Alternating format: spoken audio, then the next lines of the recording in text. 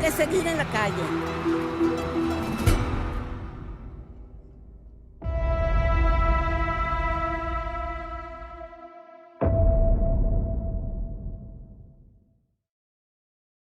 Good afternoon. I'm Jonathan Capehart, opinion writer for The Washington Post. Welcome to Washington Post Live.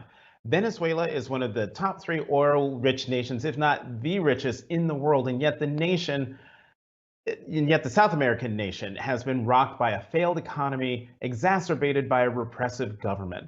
Just how failed and how repressive is powerfully presented in the documentary A la Calle, which brings life in Venezuela under Nicolás Maduro under a withering microscope.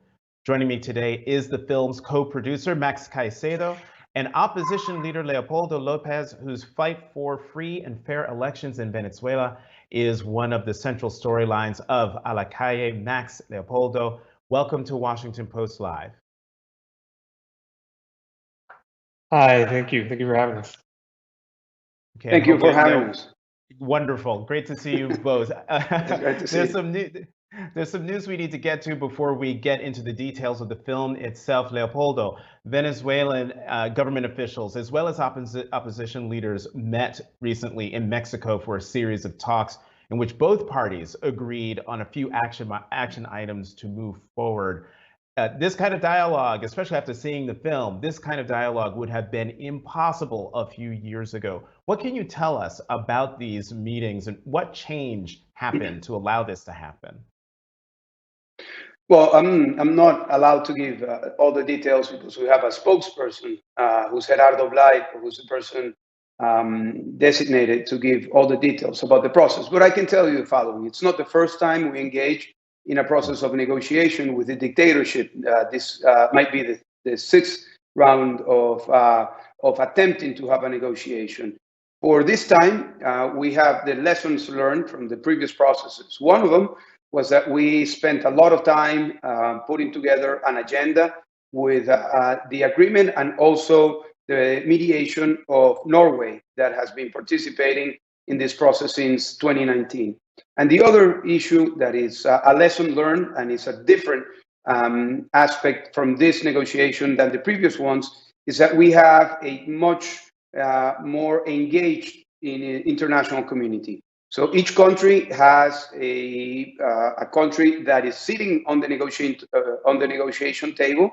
By the side of the dictatorship, Russia is sitting on the negotiation table, and representing the democratic sectors of Venezuela, we have the Netherlands that is representing our position.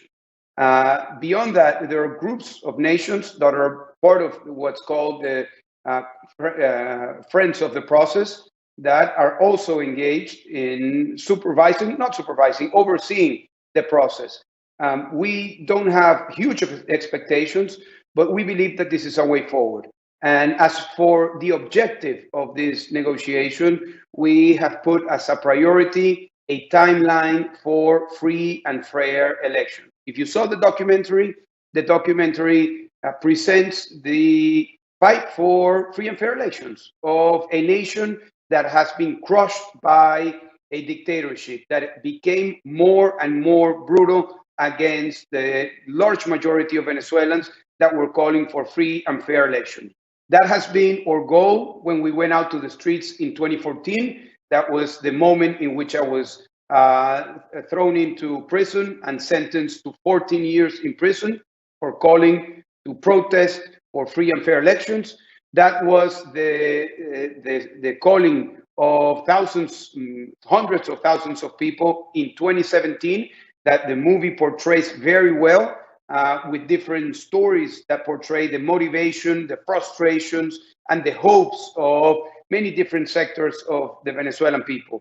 And that was also what was portrayed as a priority in 2019 when Juan Guaidó was recognized as the legitimate president of Venezuela. And it continues to be that objective. And I need to say this, that this is the same call that the people from Bielorussia, from Myanmar, from Nicaragua, from Cuba are also screaming. So I think it's very important that this documentary is not seen as an isolated case of Venezuela, but it's the case, is the circumstance of many nations that are fighting for freedom through free and fair elections. Before I get to you, Max, one more question for you, Leopoldo. And given everything that you have said, are you hopeful then that these talks, and you say that these are the 6th talks that have happened, that will lead to bringing democracy to Venezuela? Well, I can tell you that, of course, that I'm hopeful, and of course that I hope that this is the opportunity that brings a solution to the deep political crisis that we have in Venezuela.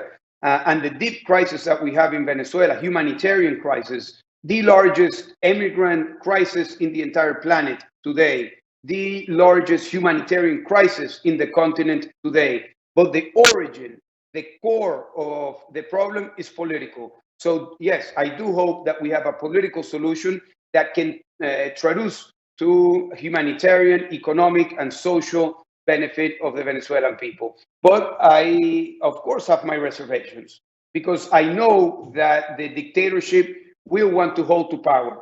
And that is why it's absolutely necessary that we have the support and the companionship in this process of the nations that have engaged this new round of negotiations in Mexico, but as I said before, with the participation of many other nations. No, I was going to save this audience question that we have for a little bit later, but since we're in this, let me bring up this question that comes to us from Ireland, from Dorothy, and she asks, what are the chances of free elections in Venezuela in this decade? Well, I mean, again, I am hopeful. We will have elections in the upcoming months, but they are not free and fair. We had elections less than a year ago, but they were not free and fair. So the question is not when we are going to have elections, but when we are going to have elections with minimum conditions that make him close to being free and fair. When is that going to happen? I hope the sooner.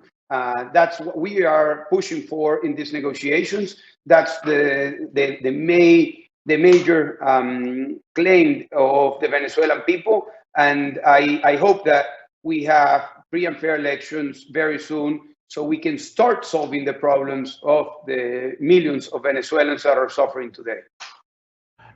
Max, finally, I'm bringing you in here, and to the point that Leopoldo just pointed out, the suffering and sacrifices being made by the Venezuelan people. Congratulations on a film that shows what the sacrifices and suffering is like in a very real way. A lot has happened in Venezuela since the final scene in your movie, where the de facto leader Juan Guaido, who Leopoldo just mentioned, is talking to members of the military who've defected and sworn allegiance to the opposition party.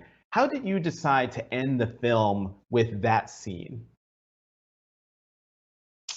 Well, I think it's when you take on a project as a documentarian or as any filmmaker who has to engage with something of ongoing significance, you kind of have to make some artistic and moral and ethical choices.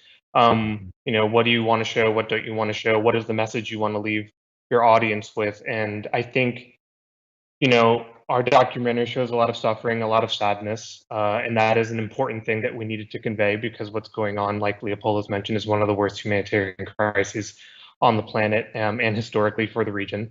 So we had shown that, but another thing that we had seen and that we had learned throughout the process is there are figures like Guaido, like Nixon, like Federica, and like Leopoldo, who are relentless and tireless in their efforts to restore democracy and to alleviate some of the humanitarian problems. And those are the people, and that's the type of audacity and perseverance that you need to solve these types of things. And so we felt that ending at that point was the best thing that we could do for the cause and for what's going on, as opposed to perhaps a different point, which may have left less hope and less optimism. That is the decision we made as filmmakers, and the co-director Nelson, who is Venezuelan, we wanted to leave on a positive note as opposed to something more negative. I should have. The next question I'm going to ask, I realize I should have started with this with you, Max, because the logistics of making this movie are fascinating. The first 10 minutes demonstrate how dangerous things were on the ground. How were you able to get that footage and lots of the other footage you portray or present in A la Calle?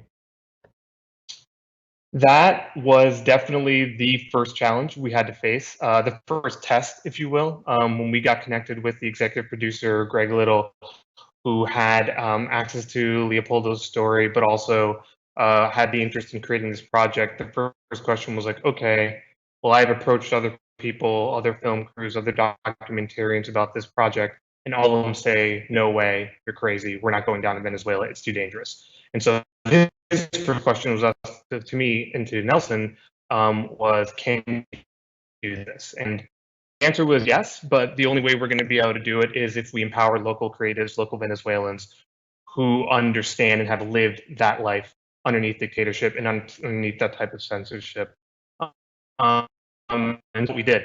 Unfortunately, many of the people who helped us with this project had to remain unnamed or had to be named in pseudonyms because of the danger to them being posed by being directly involved in a project like this. But what we did is we leaned very heavily on local creators because they understood how to move in Caracas, how to move in a place where intelligence, like the intelligence officers like the Sabine, are constantly looking for people speaking out and publishing things against the government. And by allowing them to maintain control or to be the boots on the ground, I think that was what allowed us to stay active for so long. We were filming for 5 years, or the project was active for about 5 years. And I just don't think that if I had gone down, or if Nelson had gone down, or if we had gotten people who weren't familiar or who take certain things for granted living in a place like America and trying to go down to a place like Venezuela and operate, I think we wouldn't have had any luck being able to track the progress of everything for so long. And so that's what we did. It was very difficult. I will say it's very, very hard to direct from afar, encrypt all your footage onto a hard drive, smuggle it out of a country, and then review the last 3 months of footage that you've been collecting, hoping that it was what you wanted. It's very, very difficult to make a film that way, but I think that's the type of thing you have to be doing if you prioritize the safety of your crew more than anything. So several times I've mentioned how the film A la Calle depicts the sacrifices and suffering of the Venezuelan people. One scene that shows the lengths some Venezuelans have gone to survive, I want to show right now. Let's have a look at this, and Max, I'll ask you about it on the other side. Un estudio realizado por 3 universidades venezolanas a nivel nacional demuestran que un 80% de los hogares venezolanos están en situación de inseguridad alimentaria. La gente que quiere revolución se pone diablo. Mira cómo está Venezuela. Un país tan rico, con petróleo, oro. Mira cómo estamos los venezolanos en el Guaire. Llenándonos de mierda para poder conseguir comida para nosotros comer.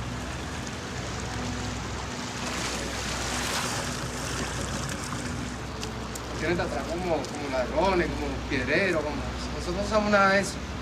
Yo soy una persona, tengo 5º año en ciencia, operador portuario, gambulero. Estoy en el Guairo por la situación del país. And just as that clip was fading out was the key scene. I mean, he talks about how people in Venezuela are starving, and he is in a sewer. He and the other gentleman are in a sewer, pulling things up clearly from the sewer floor. But at the very end of that clip, we faded out just a little bit too soon. You can see they found what looks to be 2 pieces of gold jewelry, which I'm assuming they will then take to turn into cash to then try to buy food if there's food in the supermarkets. As you mentioned, this has been a 5-year project, Max. Did you expect to see that kind of deprivation before you started working on this film? That's a really difficult question. It's hard to know what my expectations were going into this project, because I think as someone who's lived a relatively privileged life, or a very privileged life, I've been born and raised in the United States and in a stable government where my money continues to have value in a way that I can predict, and the supermarkets are always full with the food that I want. It's hard to understand or to imagine the types of poverty or types of desperation that are out there. And I don't know that 5-6 years ago when I started this project, I was fully aware of what that could mean and where that can go. In fact, I don't think most people are fully aware. They think they can understand it, and I think they can kind of imagine it because they see figures or they've watched a lot of CNN clips and all that.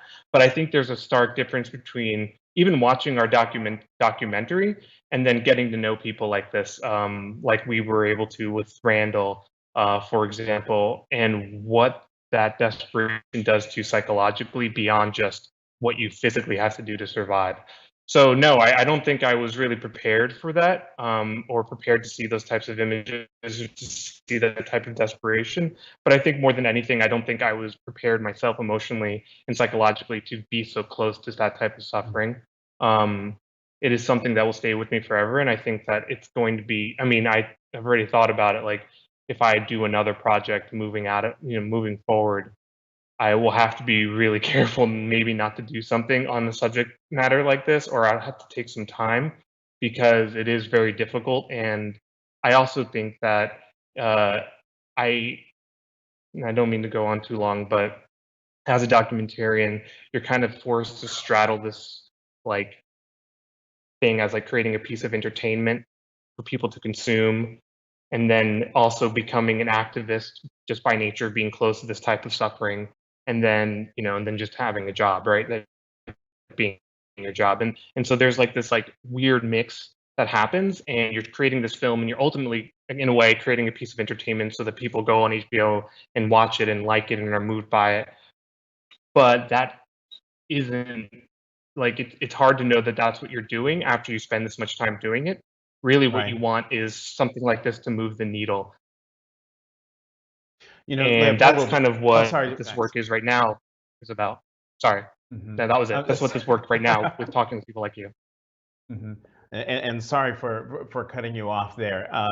You're both coming from places outside the United States, so the technology is a little tricky. Leopoldo, there were several scenes from inside your home when you were under house arrest. Take us back to the experience of being on house arrest and still filming yourself while you were being monitored. Well, I was without freedom for 7 years. I spent 4 years in a military prison. Then I was taken to house arrest. Then I was taken back to a military prison. Then I was taken back to house arrest. And then I escaped from house arrest and went to the Spanish embassy, where I spent a year and a half. In total, I spent almost 7 years with my freedom confined. And all of the stages were very different from each other. Being at home was very difficult. I think it was the most difficult part of the 7-year period, because they made my home a prison, not just for me, but for my children. I have small children. Manuela was 8 years old when I went to home arrest. My son Leopoldo was 5, and my daughter was a newborn. So my house was surrounded by the military political police. It was completely monitored. I had not one, but 2 electronic bracelets in my ankle. And I had to take 4 pictures every day as a hostage with the newspaper of the day at 6 a.m., 12, 4 p.m., and 8 p.m. So that was my day-to-day.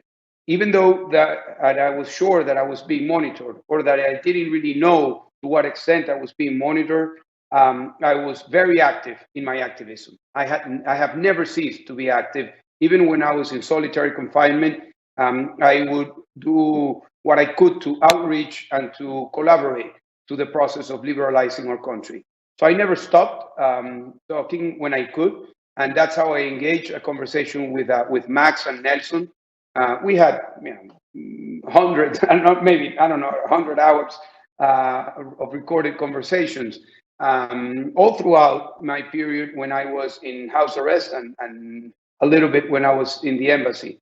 So they have that day to day. And I think that comes out in the film, that there are different people confronting this process of a dictatorship from very different angles.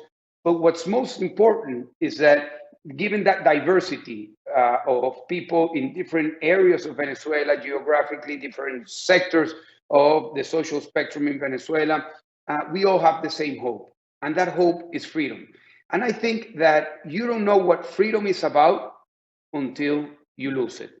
I knew what freedom was about after spending 4 years in a military prison in a 2x2 cell with a lock the size of a cinder block and with guards that were very hostile. That's when I learned what freedom was about. That's when I truly learned what freedom was about, because I knew it from what was being taken away from me. And I think that countries like the United States, European countries that have freedom, sometimes they don't realize how fragile freedom is.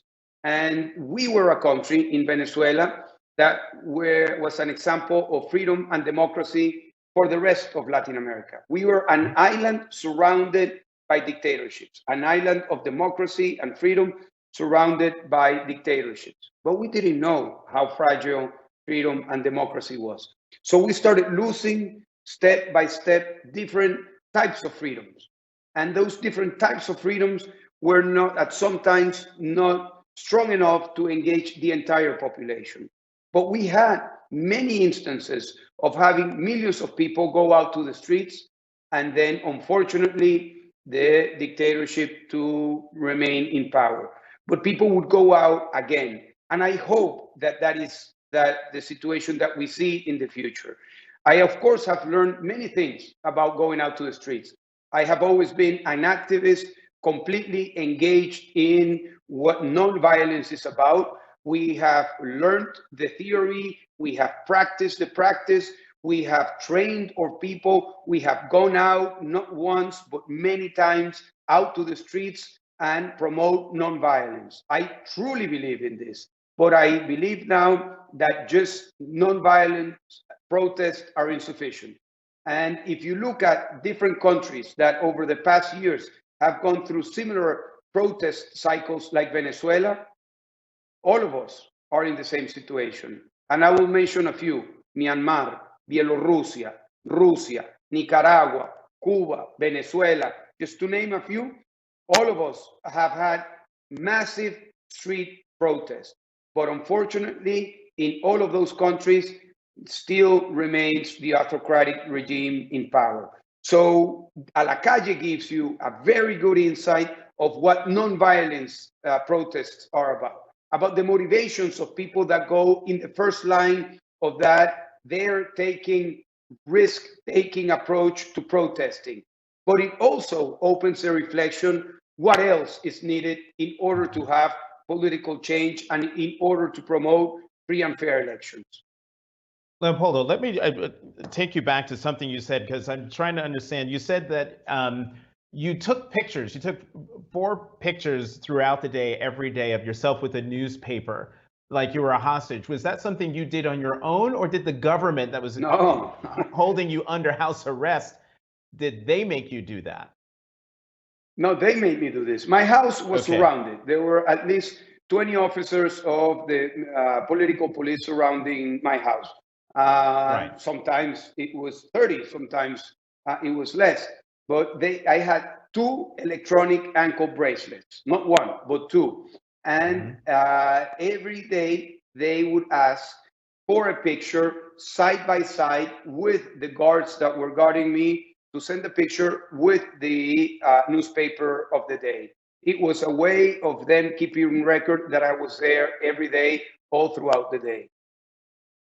And as I said before, this was a period that was very difficult, because this hostility was not only against me, but it was also against my children specifically. And that was, it was even harder than spending time in the military prison, because I decided to present myself voluntarily in 2014. And I knew what was going to happen. And I knew that I was most probably going to spend years in prison. And that's what ended up happening.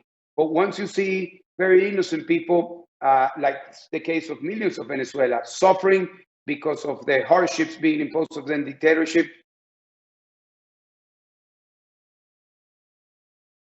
Okay, it looks like Leopoldo has frozen there. Matt, I hope we still have Max with us. And if here. yes, you are still here. You know what I want to do in the little time that we have left? I want to play one more clip from A la Calle, and if memory serves, this is with the young woman who aspiring doctor in Venezuela. Let's play that and I'll talk to you about it on the other side. La crisis en Venezuela de salud es algo que afecta al país completo. Eso genera una impotencia y una tristeza enorme porque tú como médico sientes y sabes que tú puedes ayudar a esa persona. Pero tienes las manos atadas porque no cuentas con los recursos. Mira, en Venezuela no hay medicina. 85% de las medicinas para enfermedades crónicas no se consiguen. Nosotros tratamos de que nos manden todas esas cosas de afuera porque es muy difícil tener acceso a ello. Bueno, esta caja llegó hoy de Colombia y nos mandaron antibióticos y antihipertensivos, que era lo que más necesitábamos. Ahorita, en la semana que viene, nos llegan como 800 kilos de medicinas de España. Y todavía hay más medicinas allá, pero hay que mandarlas con cautela por el tema de la aduana y además porque es súper costoso el envío. Básicamente depende de cuánto vayamos usando, de cuánto vayamos donando al hospital, cuánto usamos en las jornadas, etc. Nosotros no podemos mantener el sistema de salud de un país. Es algo que no está en las manos de ninguna fundación, ninguna ONG. And Max, that's Federica, who just even in that clip, you see just how incredible she is in terms of her resourcefulness, but also her fearlessness in doing things that could earn the ire of the Maduro regime. What can you tell us about what's happened to her since the film? The statement that Federica and what the Green Cross did. Mm-hmm. Oh, going. Can you hear me? Oh yeah. Yes, yes. I think it's important to understand that what the Green Cross and what Federica was doing was non-politically affiliated. They were always very important to emphasize that for obvious reasons, but also the way they administered help was to protesters, to anyone in need, to neighborhoods that were lacking medical supplies, even to members of the national police during the protests if they were injured or required assistance. So I think that the risk to her was perhaps not quite the same as perhaps for a Nixon, and that's because their actions were completely non-politically aligned. But since then, she has continued to work in Venezuela, in Caracas, and she actually, I spoke to her not too long ago, and she's working in a hospital in Caracas, and the situation has not gotten any better. There's still a serious lack of medical supplies, and she's still struggling to aid people with lacking resources. You know, she has the know-how, she doesn't have the tools or the medicines to help them. Maxx Caicedo, thank you very much for your film and for being here. A la Calle premieres on September 15th on HBO Max. And I also want to thank Leopoldo López, who unfortunately his signal dropped there, as you all saw. But I think he left us just with the right message, which he said, you don't fully appreciate freedom until you have lost it. And I would love to have asked him about what message he has for the American people, especially since what we suffered through on January 6th. Maxx Caicedo, Leopoldo López, thank you both very, very much for coming to Washington Post Live. Thank you, Jonathan. And thank you for tuning in. Head to WashingtonPostLive.com to find more information about our upcoming interviews and to register. In the meantime, I'm Jonathan Capehart. Thank you for watching Washington Post Live.